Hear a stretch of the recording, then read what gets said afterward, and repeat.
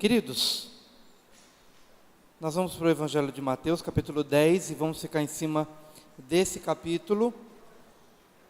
Nós estamos na terceira aula sobre ensino.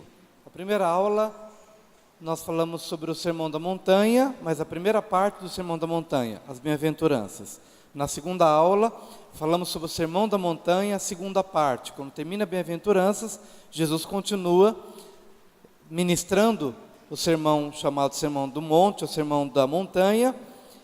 Fizemos isso em 2 aulas. E hoje, nós vamos para a terceira categoria dos ensinos de Jesus. E essa categoria está inserida dentro de Mateus capítulo 10.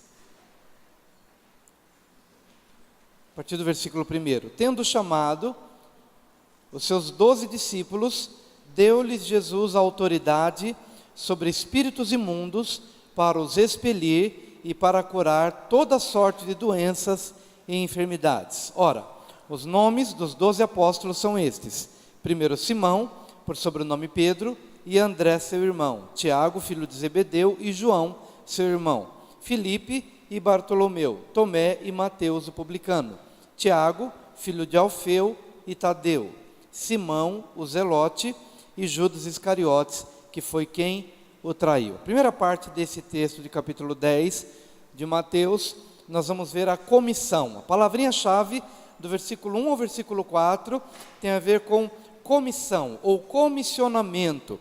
Foi algo que o Senhor Jesus fez em relação aos seus 12 discípulos, devido a uma demanda. Havia uma necessidade de pregação do Evangelho, e a quem ele separou? Aos seus 12 discípulos. Hoje já tem continuidade com a aula que nós tivemos aqui agora há pouco, a missão do discípulo. E a nossa missão é ir, que foi claro, e nós vamos de diversas formas. Nós vamos de diversas formas, conforme os exemplos que vocês já receberam na primeira aula. E nesse momento aqui em particular, Jesus separa 12 discípulos e os comissiona, e os envia para uma missão. Mas é interessante que nesses 12 discípulos, ele vai separando de 2 em 2. Você vê que é Pedro e André. Deixa eu ver aqui direitinho. Simão, por sobrenome Pedro, e André. Depois é Tiago e João. Depois Filipe e Bartolomeu. Depois Tomé e Mateus. Depois Tiago e Tadeu. E depois Simão e Judas. Ou seja, dos 12, de 2 em 2. Porque já havia um princípio estabelecido desde o Antigo Testamento, de que você não deve, de preferência, realizar a obra sozinho, que vão de 2 em 2. Qual a importância de irem de 2 em 2? Isso está dentro do ensino de Jesus. Salomão já havia dito no Antigo Testamento: se um cair, o outro levanta. 2 tem melhor paga do seu trabalho. Isso você pode aplicar até na vida profissional. Se você está fazendo sozinho uma coisa, é uma coisa. Agora, quando você agrega uma outra pessoa, você não tem apenas 2 pessoas, porque aquilo se potencializa. É o poder da sinergia, quando mais ou menos é assim: um sozinho é um sozinho, mas um mais um não significam 2, pode significar 4, pode significar 6, porque é um poder de sinergia. Quando 2 pessoas estão juntas, elas podem realizar mais. O trabalho pode ser mais seguro, pode ser mais efetivo. Na vida conjugal, estando 2, um aquece o outro. Então, é assim, de 2 em 2. É por isso que na nossa estrutura de células, nós temos um líder e nós temos um Timóteo. Uma célula, especialmente a partir desses dias que a gente está reorganizando as células, uma célula não começaria sem a presença de um Timóteo. O Timóteo é um co-líder, é um braço direito daquele que está se propondo a fazer a obra de Deus, é um auxiliar. Por que Timóteo? Porque é uma expressão do Novo Testamento, é o nome do Antigo Testamento, que para nós se torna uma expressão de discipulado. Por exemplo, Paulo era o discipulador, e ele teve de todos os seus discípulos um que se destacou, que foi Timóteo. Timóteo foi o melhor discípulo que Paulo teve, o Paulo aqui do Novo Testamento. E a gente aplica então essa nomenclatura ao líder e ao seu auxiliar, um líder e um Timóteo, mas que sejam enviados de 2 em 2. Quando são enviados de 2 em 2, na falha de um, o outro corrige. No desânimo de um, o outro fortalece.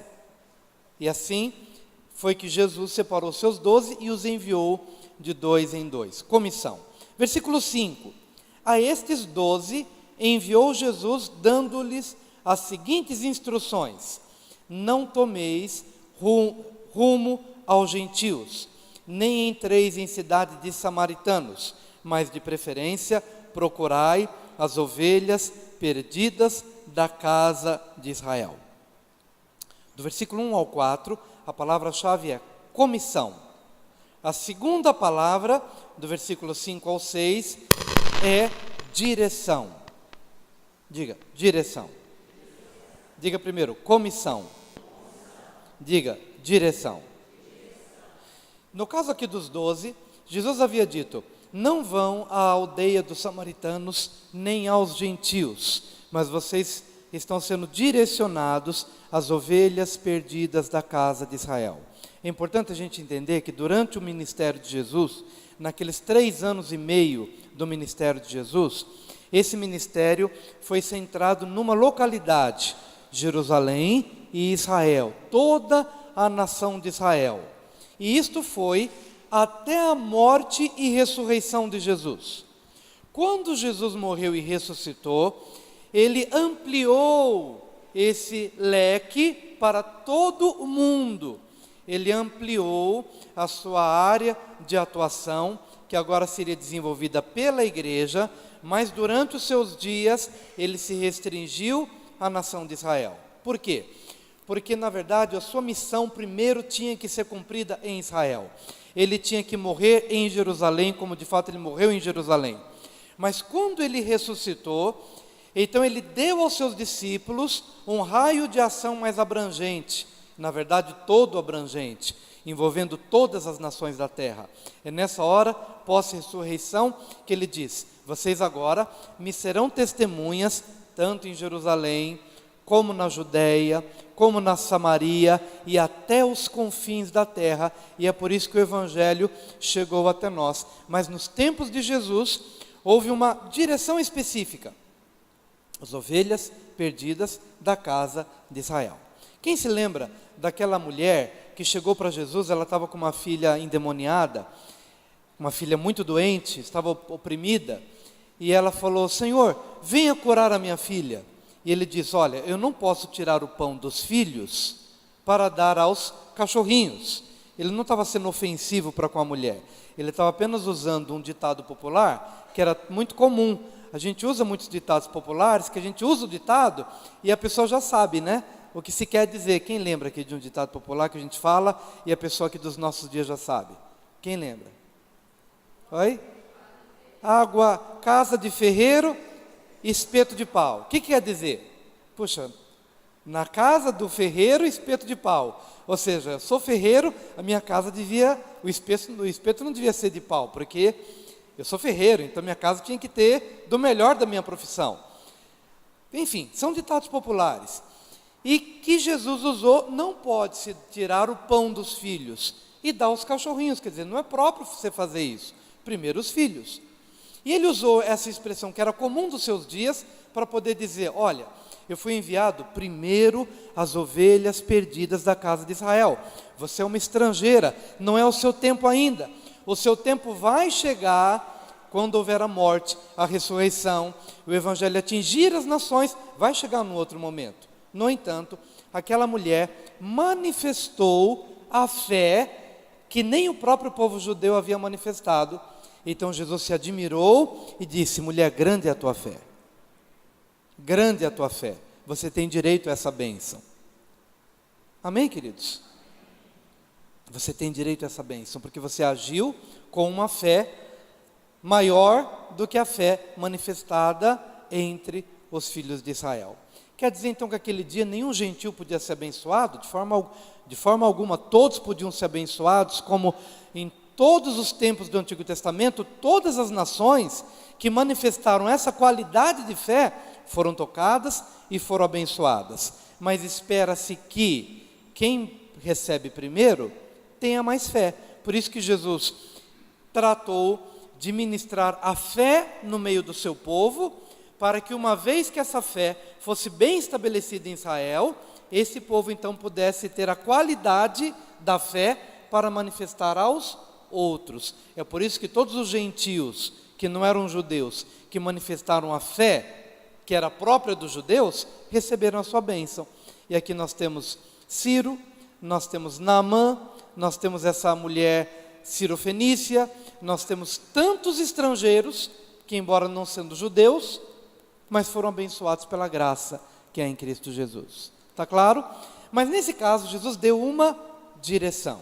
Queridos, todos nós temos que pregar o Evangelho a todos. No entanto, Deus dá direcionamentos específicos, como nós ouvimos, temos que pregar em todos os lugares, na empresa, em casa, nas ruas. Agora, a despeito dessa liberdade que temos de pregar em todo lugar, nós temos que sondar do Espírito onde o nosso ministério vai fluir. Contei quinta-feira a nossa primeira experiência numa congregação, que foi em Monte Belo, Itacoaquecetuba. E a gente esteve lá, abriu-se uma congregação, nosso pastor nos enviou para aquele lugar, e nós ficamos lá um ano inteirinho. E batíamos de porta em porta, todos os domingos batíamos de porta em porta, convidávamos as pessoas, orávamos pelas pessoas, e chegávamos na hora do culto, aquela expectativa de que todo mundo atenderia o nosso chamado. E na verdade tinha uma única senhora, que não havia sido ganha por nós, ela era uma crente da Assembleia de Deus, e ela ia todos os domingos à tarde, e foi a única ovelha que nós tivemos durante todo aquele ano. E para completar a nossa frustração, na hora que eu começava a pregar, a mulher cochilava. E ela só acordava quando eu falava o amém final, né? De vez em quando eu dava umas barulhos no microfone para ver se ela despertava, mas um ano inteirinho com uma única ovelha, que era de uma outra igreja. A Noemi tinha mais ovelhas, a Noemi tinha o ministério com as crianças, e as crianças vinham, era uma bênção. Ficava ali no final, e a gente esperava que pelo menos os pais viessem, mas por um ano inteiro, uma única ovelha, e dormia a pregação toda. Então, foi uma coisa assim, aí o meu pastor com misericórdia falou, Wilson, com jeitinho, falou, Wilson, um ano você está lá, não acontece nada, vamos ter que fechar o trabalho, né? E aí a gente fechou com dor no coração, aquela frustração. No último dia, as crianças tudo correndo atrás do carro, né?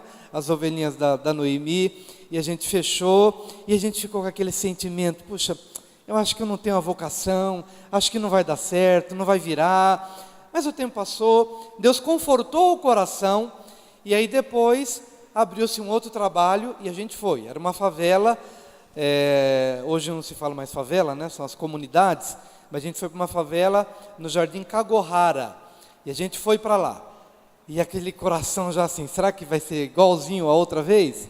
Aquele medo, né, de não fluir. Mas amados, o que Deus queria fazer durante esse período foi realmente tratar do nosso coração, e nos tornar dependentes dEle, mais humildes, mais pé no chão, mais olhar voltado para Deus, que o trabalho é dEle, depende dEle, e nós fomos para lá.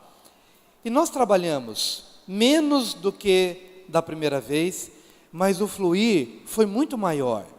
Nós tivemos uma congregação boa, uma congregação forte, e foi uma coisa maravilhosa a gente poder ver as pessoas chegando, e famílias inteiras, e jovens, e homens e mulheres, numa favela, num lugar distante, numa segunda chance.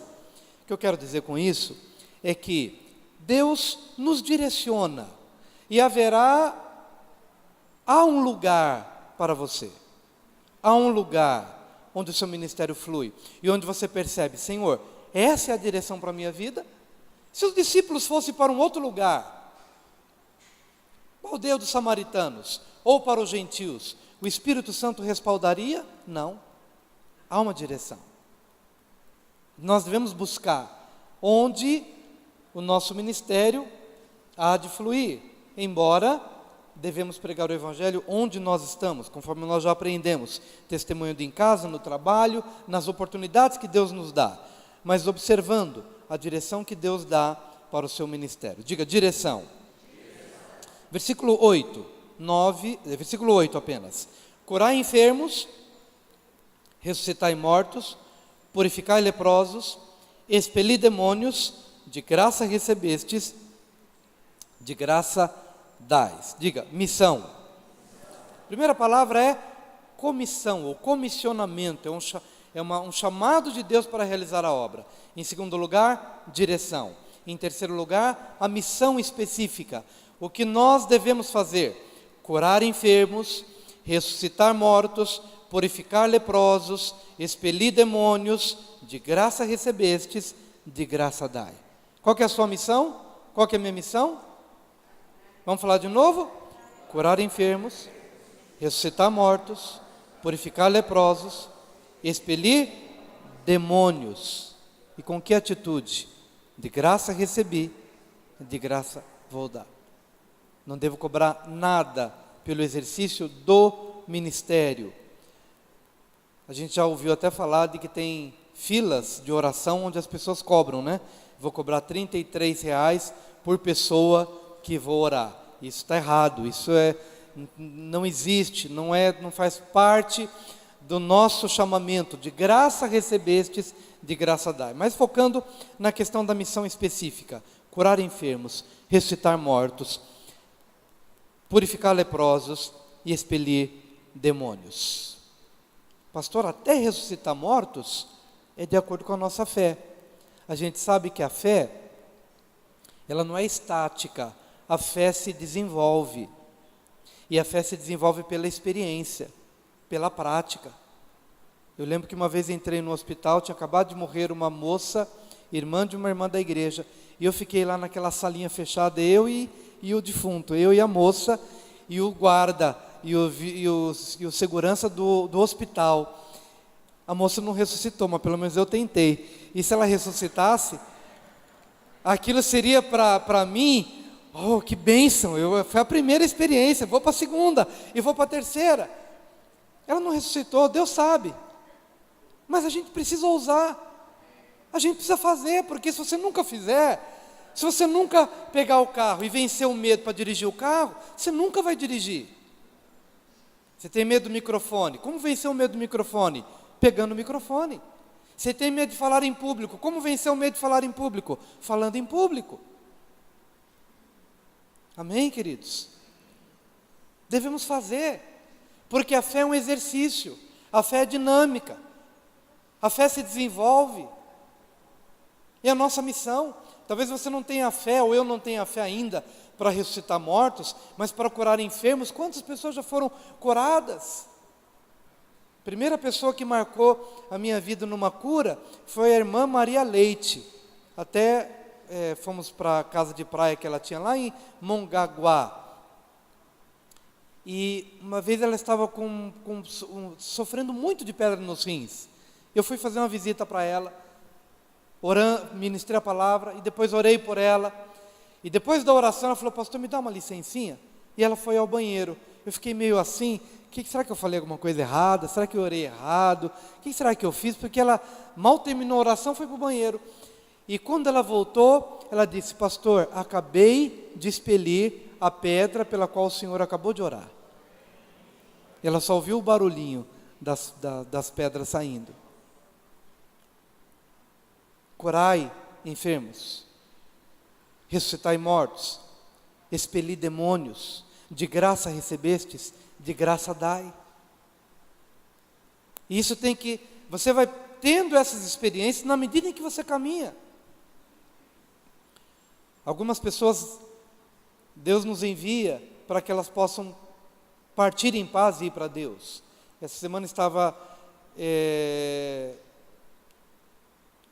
saindo para desenvolver uma atividade, e nesse meio tempo me liga uma pessoa dizendo: pastor, tem uma pessoa que está sendo sedada agora no hospital e precisa, o pastor pode ir? Eu fui, chegando lá, a senhora já estava muito ofegante, as filhas já estavam ali, e naquele momento, a oração que fizemos foi: Senhor, que ela possa ter realmente uma experiência com Deus, e seu coração seja inundado de paz, e ela se sinta pastoreada verdadeiramente pelo Senhor Jesus. Fomos naquela tarde, e no dia seguinte a gente recebe a notícia: olha, ela acabou de partir, e eu creio que ela foi para a glória, porque quando ela estava ouvindo aquela mensagem nos seus últimos momentos, ela pôde entender aquela ministração e partir e estar com o Senhor.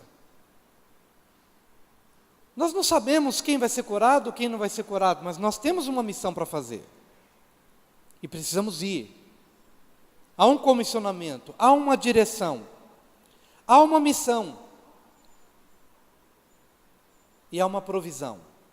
Versículo 9. Não vos provereis de ouro, nem de prata, nem de cobre nos vossos cintos, nem de alforje para o caminho, nem de 2 túnicas, nem de sandálias, nem de bordão, porque digno é o trabalhador do seu alimento. Quando ele envia os 12, ele diz: não se preocupem com levar ouro ou prata ou provisão para o caminho. Por quê? Porque enquanto vocês vão, eu suprirei as suas necessidades. Como? Por intermédio das próprias pessoas para onde vocês estão sendo enviados. Porque há uma provisão. Elias recebeu uma provisão por meio da viúva. A viúva o sustentou. E da mesma forma, aquele que se propõe a desenvolver o trabalho do Senhor deve ter o entendimento de que haverá provisão. E essa provisão continua, a partir do versículo 11, já é uma outra palavrinha. A palavra é identificação. Quantas palavras eu já falei aqui, queridos?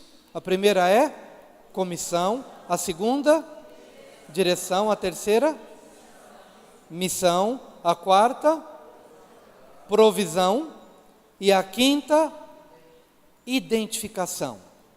O que é identificação?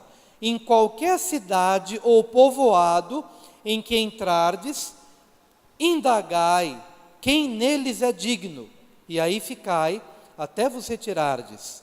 Ao entrardes na casa, saudai-a.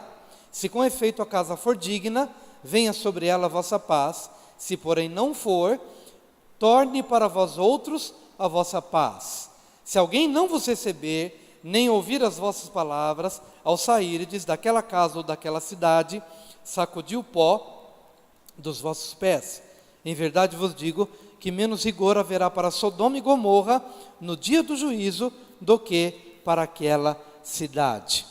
Identificar quais são as pessoas chamadas em outras passagens bíblicas de filhos da paz. O filho da paz não é um crente ainda, mas é alguém que está aberto à mensagem do Evangelho. É uma pessoa a quem a Bíblia chama de filho da paz. Não é cristão ainda, mas ele está disposto a ouvir a voz de Deus. Então este que está sendo enviado ficaria como que hospedado ou aos cuidados dessa pessoa e ficaria ali até que a obra de Deus pudesse ser realizada a contento naquela casa ou naquela região. Por isso que a palavra é identificação. Você vai identificar quem é uma porta aberta por intermédio da qual o Evangelho naquela região poderá ser ministrado. Isso aqui é para todos nós, queridos. Nós estamos aqui, você pode ter um filho da paz no seu local de trabalho. Sabe aquela pessoa que quando você começa a falar, ele não zomba de você, ele diz, fala mais. Ele é um filho da paz.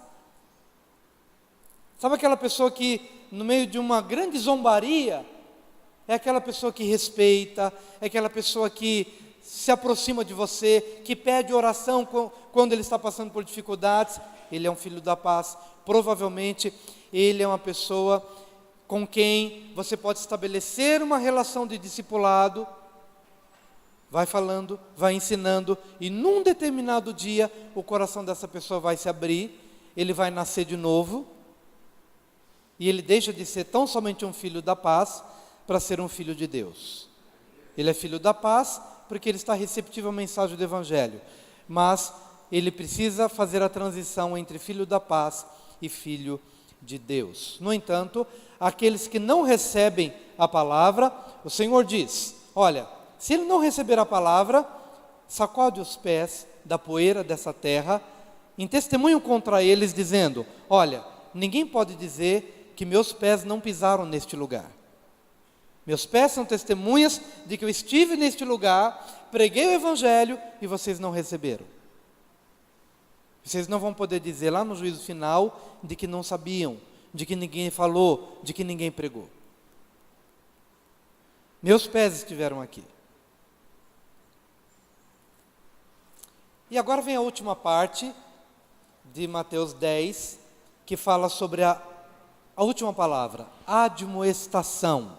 Vamos rever as palavras. Primeiro, comissão. Segundo, direção. Terceiro, missão. Quarto, provisão. Quinto, identificação. E sexto, admoestação. Admoestar é chamar a atenção, é advertir e é mostrar que essa caminhada, pregando o Evangelho, não será necessariamente uma caminhada fácil. Diga para o seu vizinho, não será fácil, mas Deus dará vitória. Diga isso.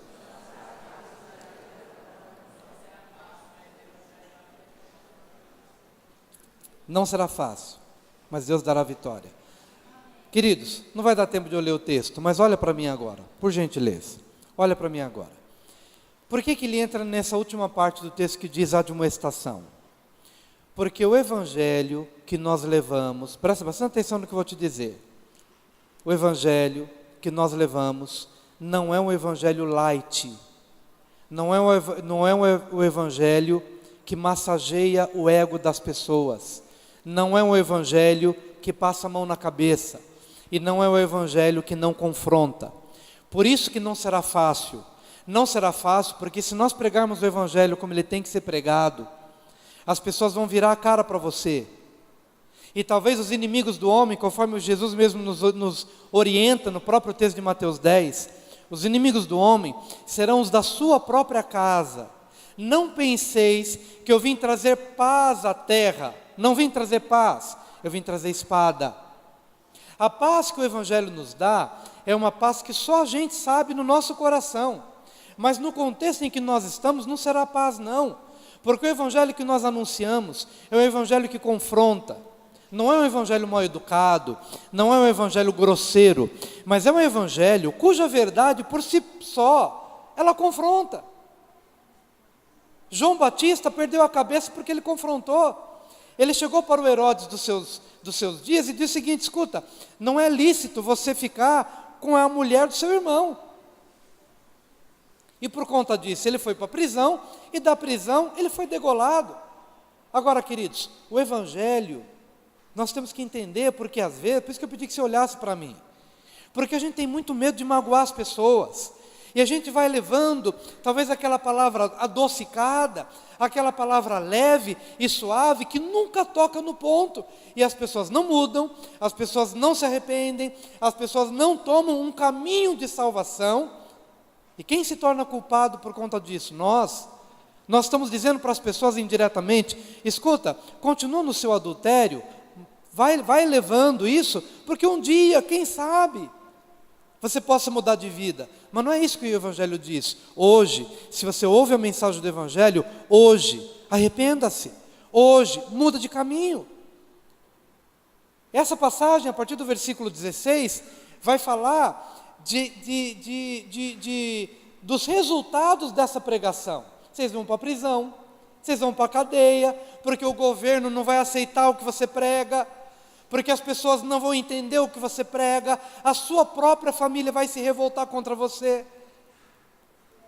Pega as revistas de missões e verifica pai expulsando o filho de casa porque o filho se converteu.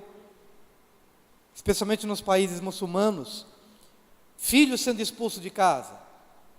Olha para a história cristã, falei de alguns, tem Policarpo, por exemplo, que morreu como mártir. Tem Blandina, uma senhora que eu gosto de dar o exemplo, com seus 7 filhos. As autoridades chegando diante de Blandina, dizendo: nega Jesus, e ela disse: não nego. E as autoridades dizendo: nega Jesus, e ela diz: não nego, eu confesso Jesus até a morte.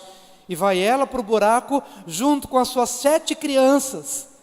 E o pessoal vai jogando terra em cima, e a mãe dizendo para os filhos: fica firme, engole o choro, vamos junto, porque isso é por pouco tempo, a gente está indo para a glória. Jesus está dizendo, nessa passagem que não conseguimos ler agora, não temeis os que matam o corpo, mas não pode matar a alma. Não temam quem pode tirar a tua vida física, mas não pode tirar a tua vida espiritual, tua vida com Deus. Não temas, mas tema aquele que pode tanto matar o corpo, como lançar a alma eternamente no inferno. Tema esse. Por quê? Porque aquele que não negar até o fim será salvo. Por que ele fala sobre ser salvo até o fim? Porque alguns buscavam a salvação humana. Por exemplo, Blandina nega Jesus e será salva dessa morte. Ela disse, não, eu prefiro não ser salva dessa morte, prefiro morrer essa morte e ganhar outra. Por isso que ele fala, aquele que perseverar até o fim será salvo, porque o contexto é esse. Ou seja, você perde essa salvação física para ganhar a salvação eterna. E é esse não negar para ganhar a verdadeira salvação que nós temos que ter. É por isso que essa última parte ela tem que ser lida e relida e relida.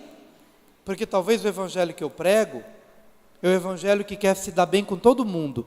Quer se dar bem com o esposo, quer se dar bem com o pai, com a mãe, quer se dar bem com os filhos. Porque na verdade você quer ficar bem com todo mundo.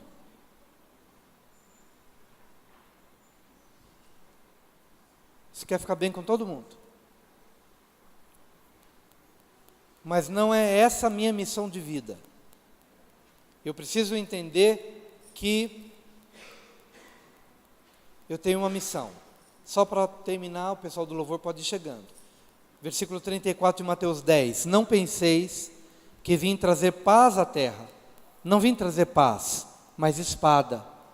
Pois vim causar divisão entre o homem e seu pai, entre a filha e sua mãe, e entre a nora e sua sogra. Assim, os inimigos do homem serão os da sua própria casa. Quem ama seu pai ou sua mãe mais do que a mim, não é digno de mim. E quem ama seu filho ou sua filha mais do que a mim, não é digno de mim. E quem não toma sua cruz e vem após mim, não é digno de mim. Quem acha a sua própria vida, perdê-la-á. E quem todavia perde a vida por minha causa, achá-la. Você quer ficar bem com o mundo e com Deus? É impossível. Você quer ficar bem com todas as pessoas e com Deus? É impossível. É melhor você ficar bem com Deus. E é melhor você viver o evangelho como ele deve ser vivido e pregar o evangelho como ele tem que ser pregado, ainda que isto te custe amizades, bem-estar, conforto, dinheiro ou a própria vida. Amém? Tome a sua cruz e siga. Queria encerrar dizendo o seguinte: quando Jesus diz, tome a sua cruz, ele está usando uma figura muito comum. Todos os dias o povo de Israel via os ladrões, os que haviam sido sentenciados à morte, passando pelas ruas com a cruz, a parte apenas horizontal, porque a vertical já era fincada no próprio local do martírio. Mas as pessoas levavam a parte horizontal daquele madeiro nas costas. E quem os via, percebiam que eles estavam caminhando para a morte. Sabiam que havia uma sentença de morte sobre eles. Estavam caminhando para a morte. Então Jesus usa essa expressão, fazendo um contraponto com aqueles que iam para os banquetes, com aqueles que iam para as festas, com aqueles que iam para a vida, entre aspas. Alguns estavam caminhando para a vida, entre aspas. Outros estavam caminhando para a morte. Então, qual que era a figura que Jesus queria que eles tivessem na mente? Não é a figura do ir para o banquete, não é a figura de ir para as festas da vida, mas era a figura de alguém que está renunciando, daquele que está morrendo, daquele que está perdendo para ganhar. Alguns estavam ganhando para perder, mas Jesus queria que os discípulos tivessem a visão daqueles que perdem para ganhar. Eu tenho que ser uma pessoa que perde para ganhar. Perde, porque o evangelho vai me fazer perder, o evangelho vai me fazer morrer, morrer para a minha vida, morrer para esse mundo, para que verdadeiramente eu possa ter a vida de Deus.